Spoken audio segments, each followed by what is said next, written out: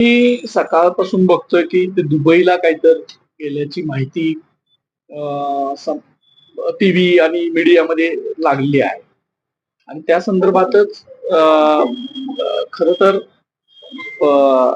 अशा पद्धतीच्या प्रवृत्तीला हिच्या अगोदरच अटक झाली पाहिजे होती.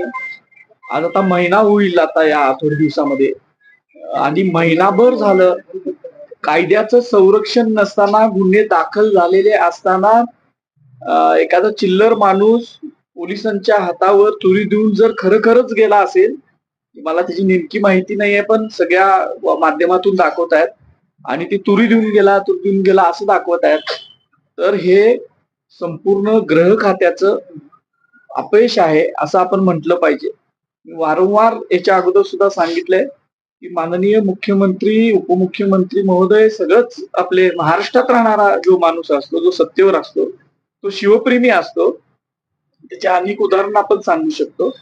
पण अशा शिवप्रेमी व्यक्तींकडून शिवाजी महाराज, राष्ट्रमाता जिजाऊ साहेब, संभाजी महाराजांचा अपमान करणारा व्यक्ती हा सुटता कामा नये, अशा अपेक्षा माझ्यासारख्या एका लहानशा इतिहास अभ्यासकाच्या आहेत आणि त्या पूर्ण व्हायला पाहिजे. महाराष्ट्रामध्ये पोलीस दलात असतील, शासनात असतील,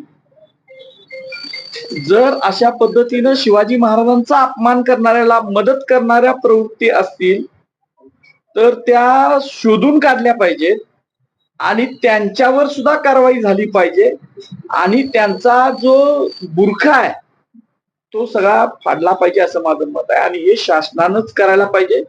गृहमंत्र्याचं काम असतं, मुख्यमंत्र्यांचं काम आहे आणि ते ह्या सुद्धा गोष्टीकडे लक्ष देतील असं मला वाटतं. मग ते आदरणीय सरोदे साहेब जे काय बोलले ते त्यांनाच विचारलं पाहिजे, कारण त्यांच्याकडे जे काही इनपुट्स असतील त्या पद्धतीने ते बोलले असतील. मला असं वाटतं की मी कोल्हापूरमध्ये राहतोय. माझा आणि त्या कोरटकरचा कधीच आयुष्यात संबंध आलेला नव्हता. मग माझा दूरध्वनी क्रमांक, माझा मोबाईल त्याला कुणी दिला, हा सुद्धा एक तपासण्याचा भाग आहे ना. मग तो कुणी दिला, त्याच्या मोबाईल मधले जे काही कम्युनिकेशन्स आहेत ते तपासायला आतापर्यंत पाहिजे होते. महिनाभर झालं हे होत नाहीये.